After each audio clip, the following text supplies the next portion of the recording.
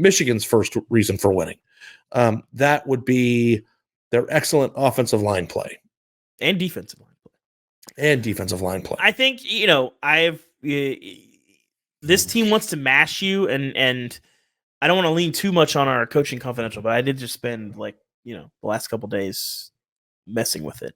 One of the coaches pointed out, nobody in the Pac-12 is patient enough to just smash you over and over. It's basically just Oregon State. It's really the only team that would come close to doing that. And even if it's not working, Michigan's going to continue to establish the run. You got to hold up against that. Washington has not played a team like this. And so if you're getting 6-7 yards a clip, that's a problem. And Texas was getting that. Did it. Yeah. They did it. But then their backs, in part because they didn't have Jonathan Brooks, were coughing the ball up. So that changes a game. You look at that fumble late, that was huge. That was massive for them. So if Michigan has the same kind of success that Texas did running the ball with Donovan Edwards and Blake Corum, it's going to be an issue. Defensively, I think it's funny personally. Michigan fans seem to be offended at the quote from our story that Michigan is just Texas with better DBs. I assure you, that was a compliment. Texas has two of the best defensive tackles in the country, very similar to Michigan. Does not necessarily have a game-breaking pass rusher, really good, sure tackling linebackers, but Texas is not great at covering. I think they were 92nd in one pass stat. I think they're 49th overall in passing, in I think opposing passer rating. Michigan's a much better defensive backfield. Now, some of that, as we have alluded to on this show, perhaps juiced the backcourt by playing a lot of Big Ten teams, but they're really good. They have really good DBs. Will Johnson, Mike Sanders. But the one thing that those Big Ten West teams that you hate like to do is try to play smash mouth football. I think that's part of the reason why you don't like watching it.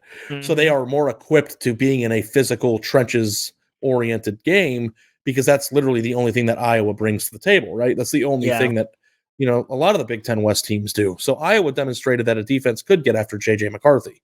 Yeah. I think they've had 4 sacks in that game. And, of course, you have to acknowledge All-American Zach Zinter's out for the year. It was a really tough injury in the Ohio State game. Fifth-year seniors Carson Barnhart, who moved to right guard and right tackle, Trente Jones were great, really great against Alabama. I think that they reshuffled their offensive line, and it was really good. And here's the thing about the lines, though. The defensive line for Michigan sacked Jalen Milroe 6 times. It felt like 16. I mean, I don't know how much of the snap. I thought that Michigan's defensive line kicked the crap out of Michigan's Alabama's offensive line. Yeah, there was a lot of that. I think a lot of it was scheme. Shout out to Jesse Minter. Fantastic game plan. I mean, Alabama's offensive line, this has been a 2-year issue for them. Their communication is a problem. And when they had those 5-man protections, Jalen Milroe had no hope. And Alabama kept running it and kept running it. And it's like, how many times you got to run a 5-man protection before you realize this is not working? This is not working at all. And for whatever it's worth, Michigan does not do that. Michigan hardly ever does 5-man protections. It's a lot of 6- and 7-man because they know they have those special receivers. There's a ton of max protect stuff off of play action in Michigan's offense. And so you get defenses off kilter. You run a bunch of tight sets. It makes it very difficult to cover because you're having to cover guys from very different angles, do a lot of different things. But those 6- and 7-man protections is a big reason why Mike Penix doesn't get touched. And then you have these receivers that can't be covered. And if you give them 4, 5, 6 seconds in the pocket with those receivers running wild, I mean, it's not hard to see why Washington is doing the things that they're doing. And I also don't know if there's a metric for this, but Michael Penix also seems to remain composed, calm, and collected and efficient under pressure. And I think that's just playing college football for 6 years is what that is. Yeah. Some of that's innate. But it exists, though. Mm-hmm. Yeah. And that's an important piece to it. Whereas because one of the things I saw and that coaches called out too is there were probably 3 or 4 times in that Texas game where they had a free rusher at Penix. They heated up the offensive line. They schemed up a free rusher. And then he just dipped out of it. Shook a guy. One quick step, not a lot of wasted motion, reset your platform and fire. It was Tom Brady stuff, honestly.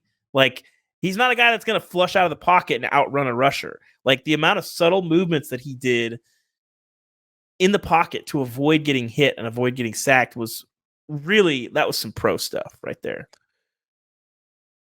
Yes.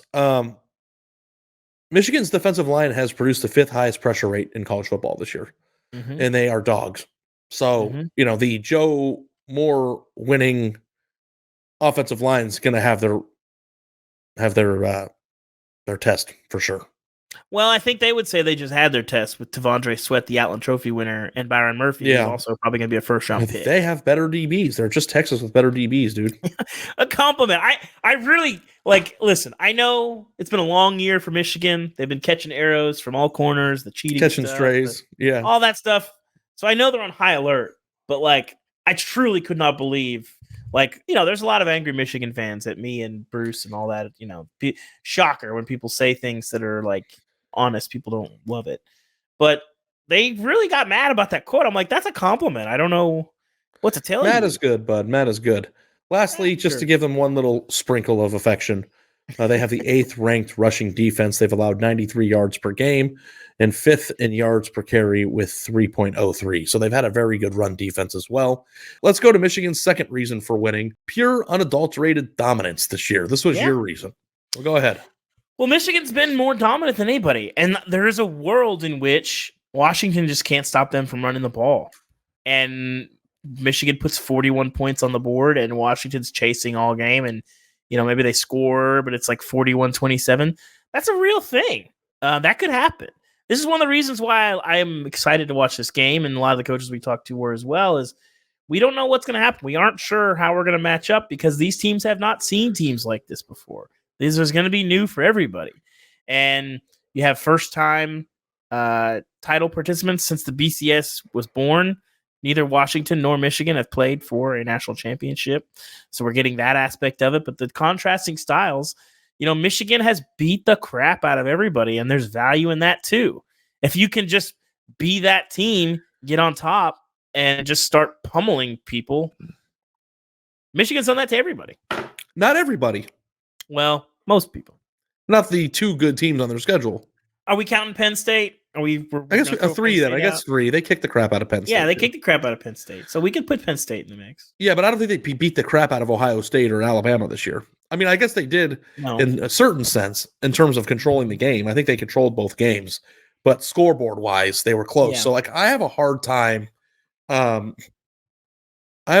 time with dominance versus crappy schedule. I think it's a very slippery slope. It is, but a lot of teams play bad 30-point favorites in half their games, But I do think that training yourself to be in those positions is interesting. Now, what I think is also interesting is that the beginning of the Alabama game went pretty terribly for Michigan. They almost threw a pick on the first offensive play, which was demoralizing, or would have been. They muffed a punt that turned into a touchdown. They were down 7-0, and when they weren't dominant, they were also resilient. Yeah. So I think that also, too, plays a factor into Michigan. Their scoring differential this year is 107 points to 59 points. They scored 107, have given up 59 points against ranked opponents, 26 points per game to 14 points per game. Turnover margin was second in the nation in 1.21, 25 forced turnovers, 16 interceptions and 9 fumble recoveries, and 8 turnovers, 5 interceptions and 3 fumbles lost. So they don't turn the ball over very much, and they have a very good scoring differential against ranked opponents, all while being very dominant against bad teams. I think, again, if you just look at the totality of the schedule, Michigan's been a better team than Washington this year. It's why they're favored. And Washington has messed around a little bit this year. I'd say quite a bit this year. They've messed around and been in games with teams they shouldn't. There is something like we mentioned before, that if you can manage to win those games, that is something of a skill. But beating the crap out of teams is really impressive, even if that schedule is not the toughest in the world.